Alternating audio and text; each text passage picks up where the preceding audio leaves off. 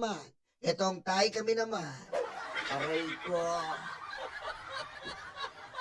Diba? Huwag natin tigilan to. Baka nakakalusot-lusot tong Tay Kami Naman na pinamumunuan po ni Alputera at ni LRY na gumagastos po habang tinutuklaw po ang ating First Lady Lisa Marquez. Aray ko.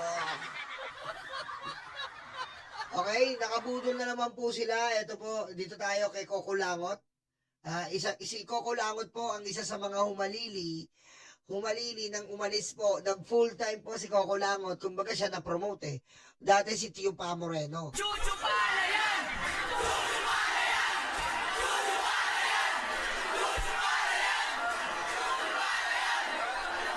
Diba dati po si Tio Pa Moreno, ang maangas dyan, na si Tio Pa Moreno ngayon ay hinahunting ngayon ni General Torre. Pag loloko-loko ka, Tio Pa Moreno, pag loloko-loko ka kay General Torre, abay may kalalagyan kang hayop kang bakla ka. Aray ko. Ayan po, ito po yung mga Tay Kami Naman, nagbobola po sila, nandito po sila, wala na naman po. Kitang-kita nyo po, wala na naman po nagpunta dito po sa Bicol.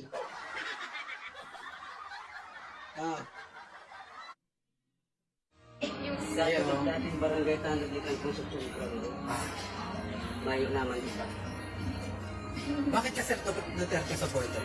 Ay maray ang patakaran, maray ang padalagan niya. Saka kang pandemic, mayong ibang nagtabang sa mga Duterte. Yan ang mahirap sa ating mga kababayan. Kala nila pandemic, hindi nila alam, nabudol tayo ng kahayupan. Di ba? Alam ng mga kababayan natin ng pandemic, kala niya mahal na mahal tayo ng betlog ni Tatay Digong. Yung pala, pusang ina, dinakawan tayo. Aray ko. Di ba? Yan po ang mahirap pag yung information po talaga, hindi po natin na ipapalabas at nadedebang maigi. Kita niyo si tatay, akala niya, pandemic, okay nung pandemic, di niya alam. Hayop na yan. Halos lahat ng pera kinurakot ng best friend ni Digong, si Michael Yang. Aray ko. Diba? Di alam ni tatay yun. Hindi rin alam ni tatay na nung pandemic, doon nangyari yung 51 billion ni Pulong na wala nagtatrabaho pero nakakuha ng 51 billion. Aray ko. Diba? Kung hindi ka marunong kung hindi mo alam, talagang mapapabilib ka sa betlog ni Digong na kurduroy. Diba? Diba? Yun yung mga ito pa si nanay, Naramdaman kong, na-compare ko na, maray talaga. Gabusa. Naging safe. Ano kaya ako dati akong OFW? Ay kung first time kong paghali, Royal time pa, naguli ako, tumunay na, tapos, ito pa sa airport pa lang. Sa airport pa lang.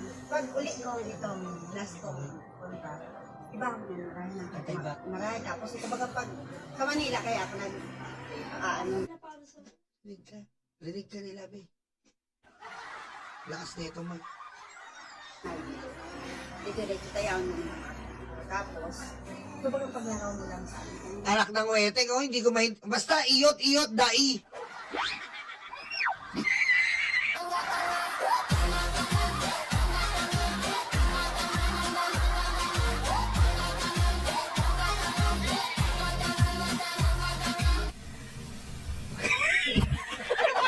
Botek, hindi ko maintindihan basta iyot, dai. Iniyot, dai, mabakal buray. Aray ko.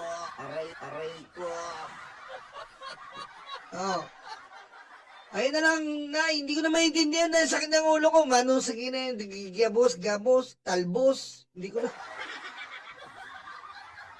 Iyot, dai, mabakal buray. Aray ko. Patayin mo si BBM. Jojo.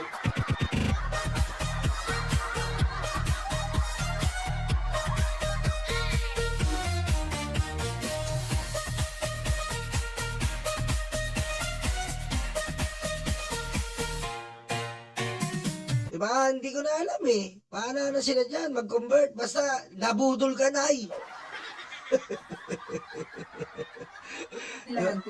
Dito tayo Coco Langot. Ito si Coco Langot. Ayan po yung napapanood nyo, yung demon version ng Cocomelon. Nakikita nyo po. Cocomelon! Aray ko. Ayan o. Cocomelon! Aray ko.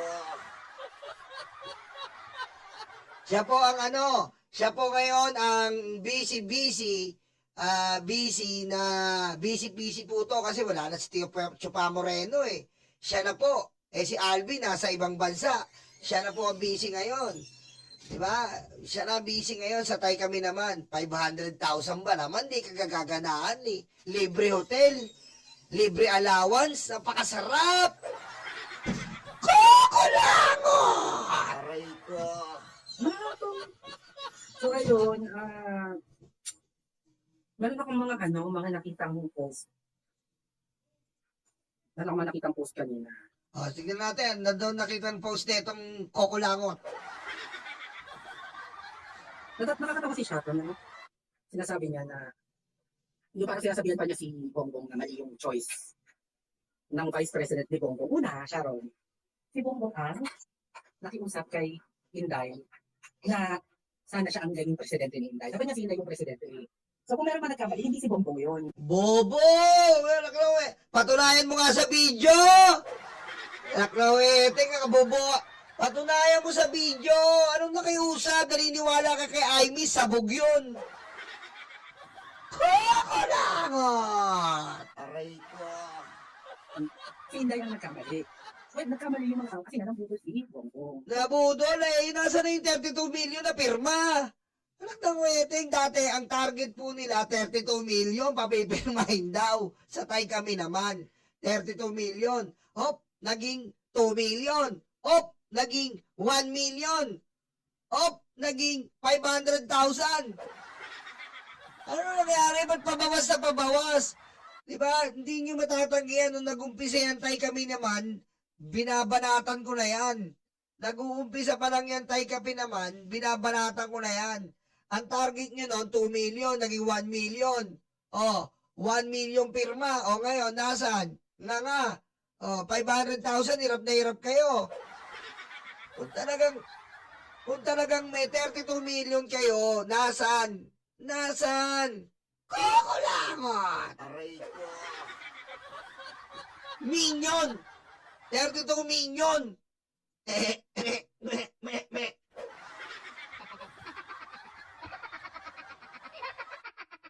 Ayan o, narinig mo Kukulangot? 32 million!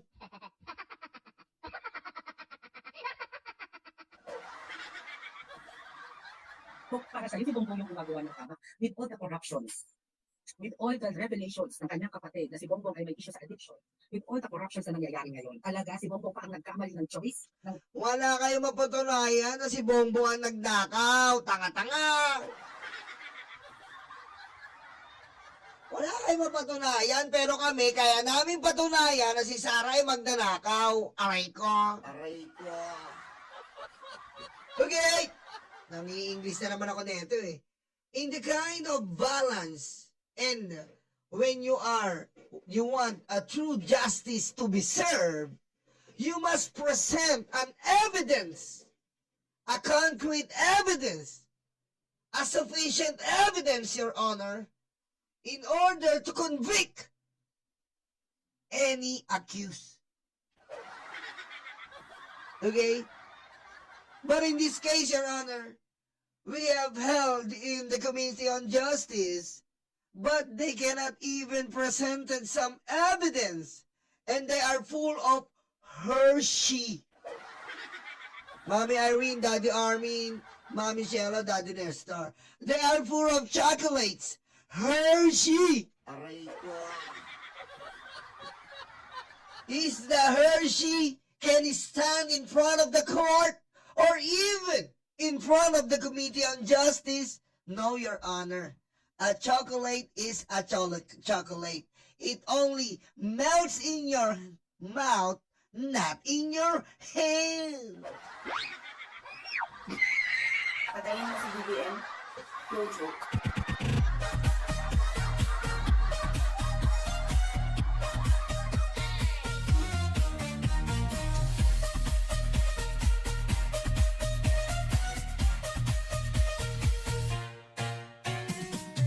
Subukan mo yan, kukulangot.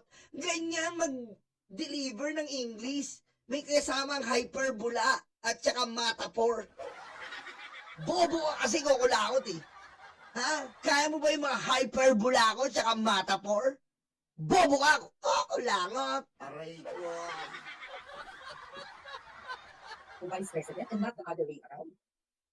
Talaga? Talaga?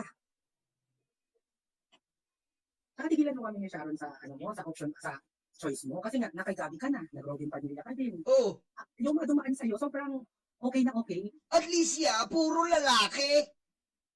Okay lang yun. Sharon, Gabi, kahit isang buong barangay Hinebra. Okay lang yun. Eh si Sarah, Manscarpio, Sulaika, yung army, Pininger, Kinamay, Minustasa.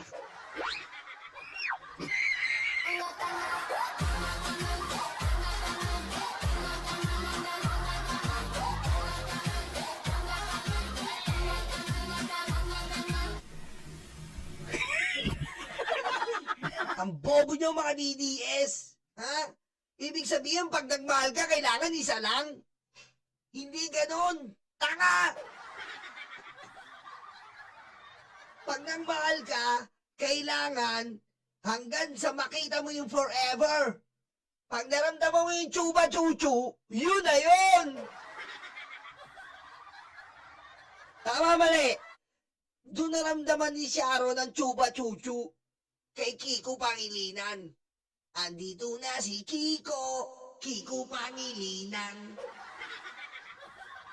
Gusto niya si Shawi, si Sharon Cuneta. Pasa niya ang daigdig. Gusto niya si Shawi. Taka! Ang bobo talaga ng mga logic ng mga DDS, Pag ano pala, kapag nagmahal ka, tapos nag-iba-iba ka ng boyfriend, pangit na pala tignan yon. Kailan naging pangit na tignan yon? Di ba? Ano gusto mo? Isa lang ang asawa niya, tapos hindi siya masaya. Ligan naman yung ginawa eh. Nakapag-divorce sila ni Gabi. Nakaweteng. Ano ba to? Christy per minute? Nanay Christy, I love you. Showbiz! Chika! Diba? Ano ngayon kung nakatatlo siya? Kung nakaapat siya? At least yon broadcasted, legal na legal. Eh si Sarah, kinamay ang puday. Oh. Diba? Oh. Tama. Si Kikay Martin at mas yun rin si Aiko, nakailan na rin. Oh, si Jo Marie, si Congressman. Tapos ngayon kay Juan Mig Bondok. Oh, kadiri rin si Aiko. Bobo, no? Bobo ng logic. Ang mahirap, meron kang Manscarpio, kinakamay ka ni Sulaika, kinakamay ka ng sundalo. Yun ang nakakadiri. Tama mali? Yun ang nakakadiri. Meron kang Manscarpio, may anak ka doon. Tapos kinakamay ka ni Sulaika, finger licking good. Tapos kinakamay ka rin nung sundalong Amerikanong half Pilipina, half Amerikano. Bobo na ito rin kukulangot eh. Ba't ko ba nadaanan tong hayop na to? Aray ko. Tapos ang huling choice mo, si Kiko Pangilinan. Oh. Hindi mo grabe conception, tapos biglang ang choice mo Kiko Pangilinan. Ay puti ko, nagsalita yung pogi, men. Putik, ano ngayon? Anak ng putik to, dinadarag kaming mga pangit ah. Aray ko. From Gabi daw, naging Kiko Pangilinan. Eh, putik, bakit? Wala bang opsyon magmahal kaming mga pangit?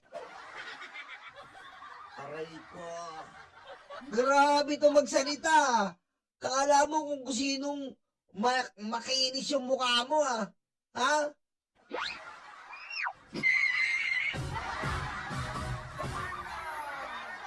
Grabe no. From Gabi daw to Kiko Pangilinan. Grabe no. tigilan na natin ang mga choice na ganyan. At mababalikan ka, di ba? Ano nararamdaman ni Kaki sa pinagagawa ng mga magulang niya? Yun nga. Wala na, kain suka to the max. Kain suka to the max talaga. Sila hindi ganun din. Number 1 daw, sinungaling. Di ba? Sabi niya, o ngayon nakikipaggalubino na siya sa sinungaling. Di ba? Ano ba talaga? Sino nagsinungaling? Si Bongbong o ikaw, Lenny? Kasi sabi mo dati, Oo, pati si Lenny, anak ng ayan ang mahirap, no? Alam niyo po, ganito eh. Lagi po natin isipin, palagi ang kapakinabangan ng bansa. Hindi natin maisisi si Lenny kung idol niya na ngayon o hinahangaan niya si BBM. Mag-meet po sila sa February 26. Anong masisisi ba natin yon kung iniintindi na yung kapakinabangan ng bansa? Kesa sa mga Duterte, iniintindi nila ang kapakinabangan ng apelido nila? Anong masama doon, kukulangot? mga parinig nyo na magnanakaw, di ba? Mga kurap, mga mamakit. May mga ganun pa kayo. Eh si Sharon may mga ganyan yung mga nakaw-nakaw lagi nababanggit pag pinag-usapan si Bongbong Marcos. So ano na, enabler na kayo ng magnanakaw. Si Pokuang ganun din. Yan, nakalubilo niya na yung sinasabihin ng magnanakaw. Ibig sabihin, enabler na sila ng magnanakaw. O fake news sila dati for saying na magnanakaw. Dalawa lang yan. It's either fake news kayo calling Bongbong Marcos as magnanakaw o enabler na kayo ng magnanakaw. Totoo pa rin yung sinabi mo, but you are enabling them. Kasi kami, nung makita namin na meron magnanakaw, we called him out. Nag-call out kami. O hindi kami naging tolerant. Well, kayo, nung alam, kung kailan, kayo talaga, ano pag mas nagiging addict, pag mas nagiging magnanakaw, mas naging napapamahal kayo. Di ba?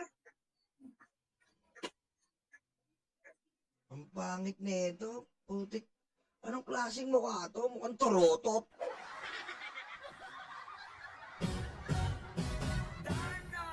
Alam mo, ikaw, kukulangot, bago ka mamintas, tignan mo muna yung mukha mong torotot.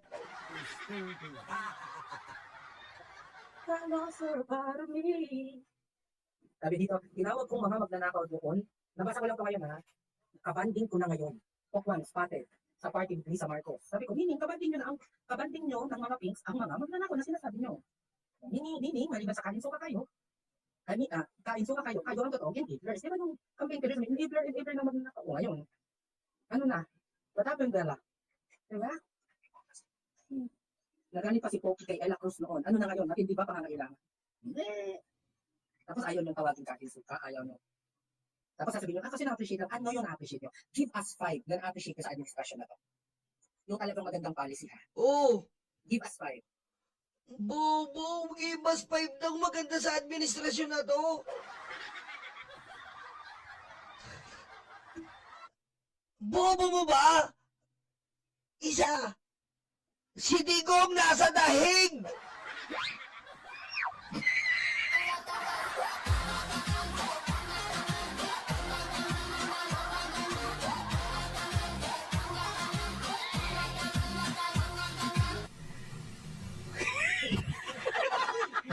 Ayun pa lang eh. 5 na katumbas noon, bobo, kukulangot. Bigay daw ng 5 na nagawa ng administrasyon na to. Si Digong nasa daig. Ilan yung katumbas noon? 30,000, tanga! Bobo, di ba? Sabi ko sa inyo, pag makikinig kayo sa mga DDS vlogger, wala kayong matututunan. Oh, isa pa lang yung babanggitin ko sa'yo. Si Digong nasa hig. Ilan ang katumbas noon? 30,000. Oh, isa pa lang yung nagawa ni BBM na pakulong niya, 30,000 na ang katumbas nun. 30,000 achievements ni BBM dahil every life that will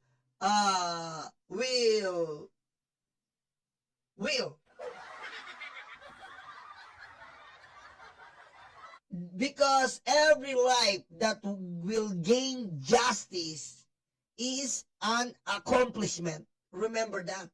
Stupid kukulangot. Huh? Every victim that they feel and they own in their self that Bongbong gave them justice in bringing Tatay Digong in the Hague. It's an accomplishment. So, 30,000 accomplishment. That's the BBM record. Stupid! Disturbing. Diba? Kaya wala makakatumbas kay BBM. Tanga ka. Doon pa lang eh. Sino makakagawa nun? Yung 30,000 na namatay, binigyan niya ng hustisya. Ano ba ang hustisya doon sa 30,000? Mapanagot ang mga may sala. Sino ba ang main na may sala? Si Digong. Ilan na nabigyan ng hustisya ni BBM? 30,000 victims. Sa tingin mo, hindi ba accomplishment yon ng isang presidente? Ano ba ang accomplishment? Ano ba ang trabaho ng isang presidente? Protektahan ang mamamayan, pagsilbihan ang mamamayan, ibigay ang hustisyang nararapat para sa mamamayan. Ano ba ang ginawa ng Pangulo? Binigay niya ang hustisyang nararapat sa mamamayan. Bakit? Pinagkaitan ng due process. And due process itself is in the Constitution. The last administration forgotten the meaning of the due process. That's all, Your Honor. I'm so moved, and I thank you.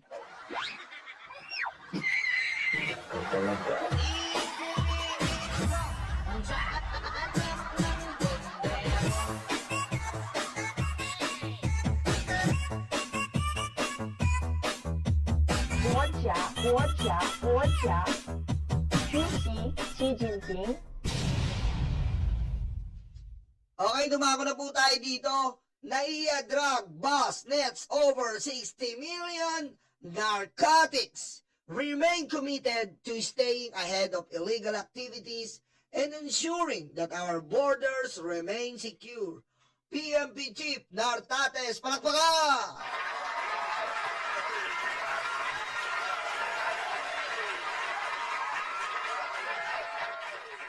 Shoutout po sa buong kapulisan na talagang ginagawa po ang full effort na gawin nila ang anti-drug campaign na inutos ng Pangulo. Ano ba tong anti-drug campaign ng Pangulo? No violence, no blood, but full implementation ng drug bypass, di ba? Yan po ang ginagawa ng Pangulo. Wala pong, as much as possible, walang mamamatay. Dahil po nung nakaraang administrasyon, siyempre kinukumpara po natin eh. Kinukumpara po natin ito.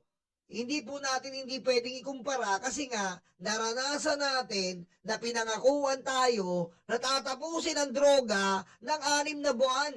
Aray ko. Diba? Dumaan na po tayo sa mga pangakong kahayupan, kademonyoan at katarantaduan.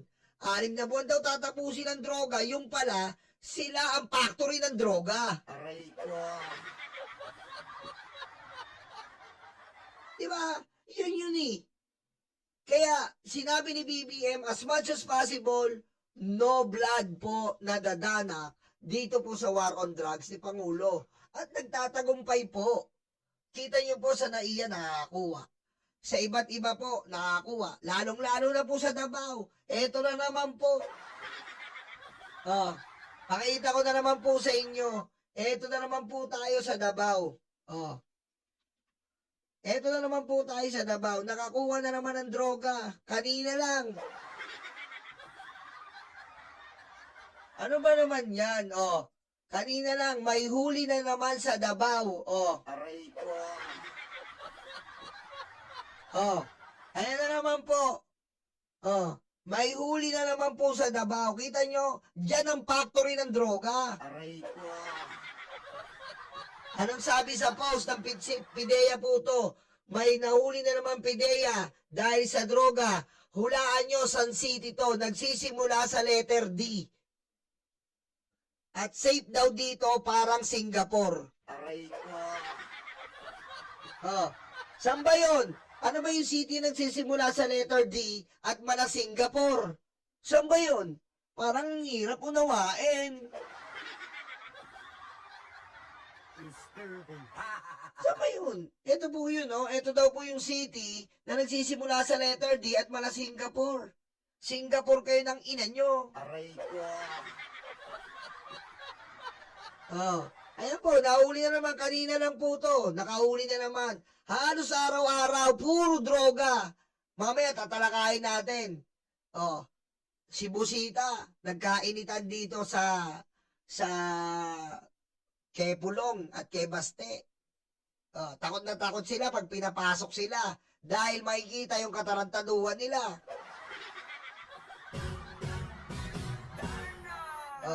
Yan po ang sinasabi natin sa inyo. Kita mo, yan po ang PMP. Tingnan mo, kung kay Digong yan, pinatay na yan. Diba? Walang due process. Kaya saludo po tayo sa ating Pangulong Bongbong Marcos. At syempre po kay PMP Chief General Torre. Ay, General Nartates. Aray ko. General Nartates. Na sumusunod po sa pinag-uutos ng ating Pangulo na magkaroon po ng less blood dragon war at more full implementation ng bypass operation ng droga para po masuweto na yan, di ba?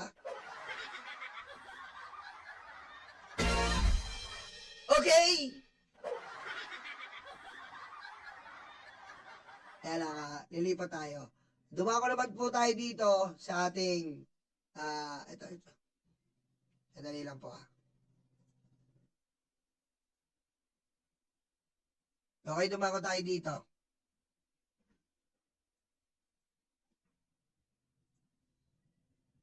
Wala. Dito na.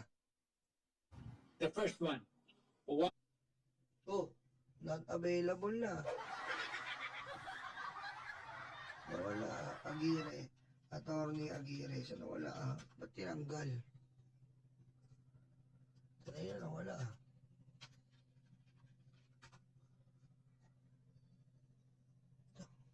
Ang programang Kabayan, eto na ho siya, makakausap na ho natin finally ang dating Justice Secretary. Ngayon ay si Attorney Vitaliano Aguirre II. Attorney, good morning ho, programang Kabayan via Zoom. Buena fe. Good morning, Danny. Oo, Tagal-tagal na rin tayong pinagkakausap. kaya nga long time no see. Ha? Thank you for having me here. Okay, it's been a long time at saka tama. Aguirre, kamusta ka na? Yari ka ngayon.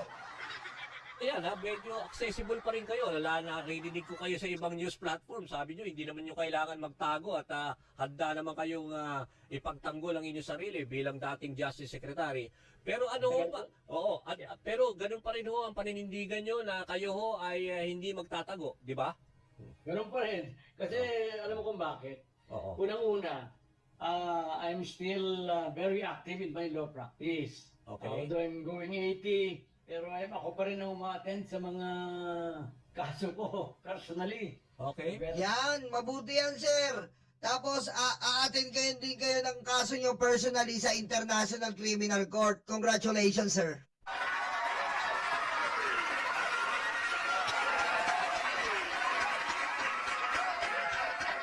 Congrats, sir. Kung kayo pa rin pala ang kuma-attend, aatin din kayo international. Sosyal! From the lawyers. So, pag ako nagtago, naghahanap buhay pa tayo eh. I'm still supporting Your family? my grandchildren. Oo. And siyempre, we are already in the twilight years of our life. Kailangan magkaroon ng ipon man lang para kung magkasakit ka, misis ko, or anybody in the family, merong kahit paano merong mabubunot. But tulad ng sabi ko sa iba, Oo. I'm here, I'm going to face the problem frontally without going anywhere. Oo. I'm here in Metro Manila. Oo. So tama ba sinabi nyo you're turning 80 years old? 80? Opo. Ganun ba? Alam nyo, ang ginawa kasi nito ni Aguirre, isa-summarize na lang natin. Ang ginawa niya, siya po yung tigalinis ng Dragon War. Kapag ang pulis po nasasangkot po ang pulis, may operation po yung pulis, nareklamo po yung pulis, ang gagawin niya bilang DOJ Secretary, huhugasan niya ngayon. Uhugasan niya. Tandaan niyo po yung kay Marcos. Tandaan niyo yung kay Marcos, DILG. Yung DILG Marcos. Kung saan pinatay si Espinosa. Espinosa ba yon? Espinosa, tama? Oh. Inabsuelto niya. Inabsuelto niya sa DOJ. Inabsuelto niya.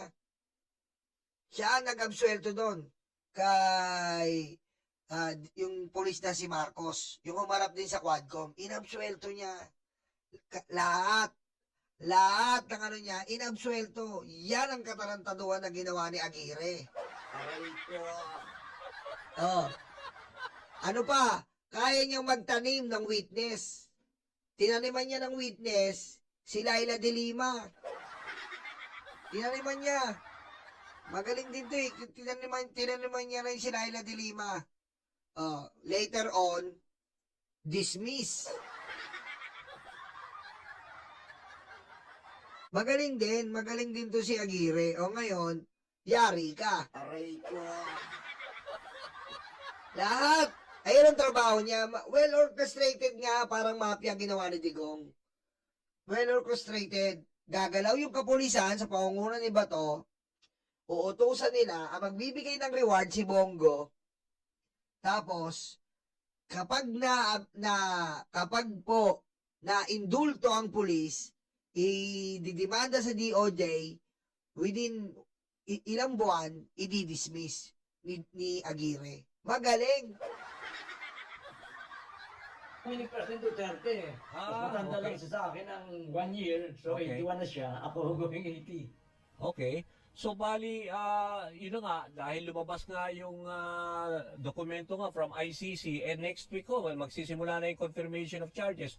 Sigurado ho kami na mukhang lulutang yan, no? Yung mga ganong dokumento sa confirmation sa February 23.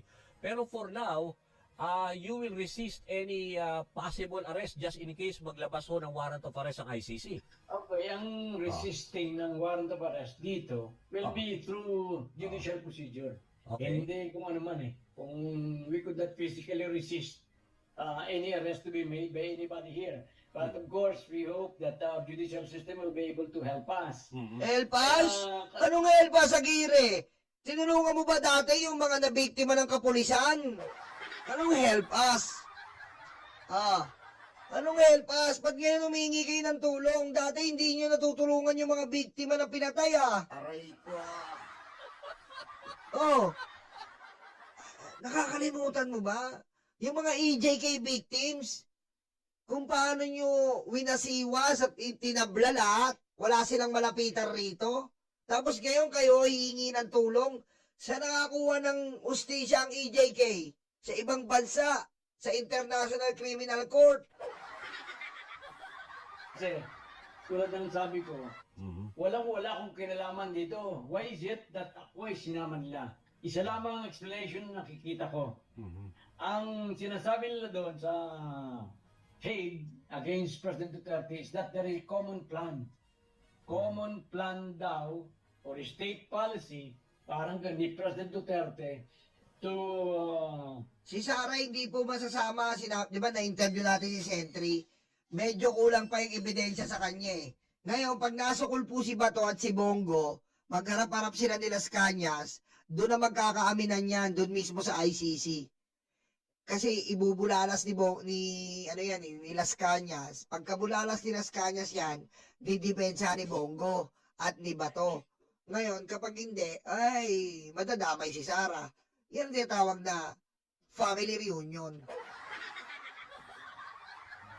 exercise this AGK, extrajudicial killings, as well as the killings of civilians. Meron daw ganon. So, hindi magiging credible yung common plan na yan without including the Department of Justice, di ba? Kasi kami ang nandun sa enforcement ng batas eh. Nandun kami sa pagpapatupad ng batas. So, together with the police, we'll be filing cases before us, before our fiscals, kami ang magde-decide niyan. So, yun lamang kaya sabi ni Kaufman, na walang katotohanan yan. Totoo naman walang katotohanan yan. Ngayon ko lang narinig yung common plan na yan eh. Oh, malalaman mo yan, Aguirre, kapag nakita mo yung warrant of arrest mo. Aray ko. Malalaman mo yan. Malalaman mo yan, Aguirre, pag nakita mo yung warrant of arrest mo. Di ba? Grabe, dati ganyan ka rin, puro ka deny eh. Walang niya si Dilima. Walang niya si Dilima. Ang daming ginawa ni Dilima. May mga si Dilima, kung sino-sino ka-sex dun sa Bilibid. Oh, nasa na si ano? Nasa na yung isang mayores ng Bilibid. Oh, niligpit, di ba? Bakit? Para hindi kumanta against Dilima. Aray! Aray ko. Oh. Di ba? Natatandaan niyo yun? Nasa na? Wala na. Pinalabas nila na COVID. Stupid. Di ba? Mabilis lang. Nadaanan niyo ba? Nawawala na si JB Sebastian. Oh. Yung isang mayores, yung tumistigo kay Dilima. Oh, nawala na. Bakit? Oh, pinatistigo lang tapos wala na. Wala na si JB Sebastian. Oh. Magaling ang DOJ na to eh. Marami. Magaling tong DOJ na to. Kala mo lang gaganito to. Magaling to eh. Aray ko. Ito lang yan. Para isama lang ako sa mga sinasabing co-perpetrators. Ang ibig sabihin ng co-perpetrators ay kami ay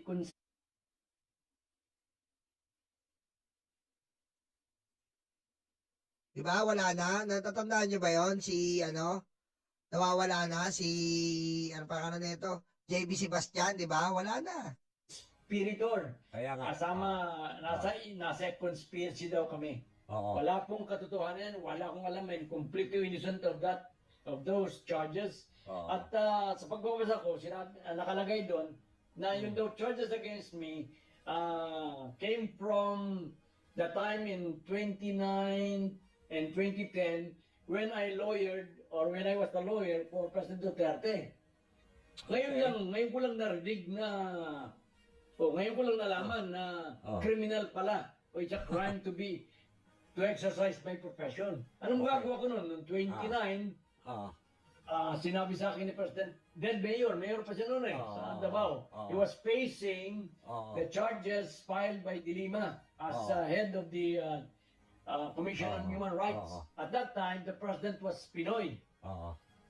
So, meron tapos dinimanda nila si President Duterte together with one policeman by I forgot the first name, but Benaventura, may-ari ng shooting range dun sa Maa, Barangay Maa. Matindi po to. Si Aguirre, matindi po to. Ayan po ang nakatatak sa kanya. Yung binago niya yung desisyon, dito po kay yung binago niya yung desisyon dito kay DILG Marcos. Yan po yung yan po ang tumatak sa kanya eh. Ito, yung DILG Marcos. Ito PNP Marcos acquitted. Espinosa.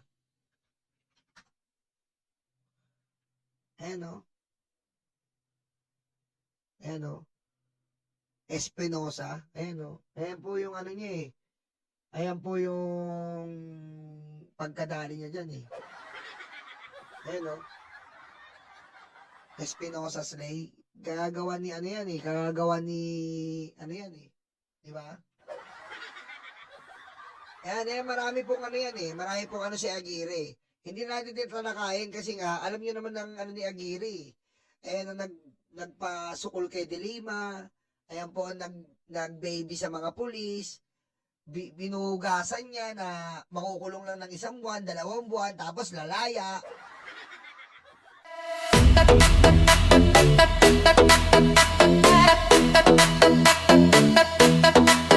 Takot na ang mga aso, dumarating ang mga kaso. Sila ay sinusundo na, dadalhin sa tatay nila. Aray waranto, takbo na bato,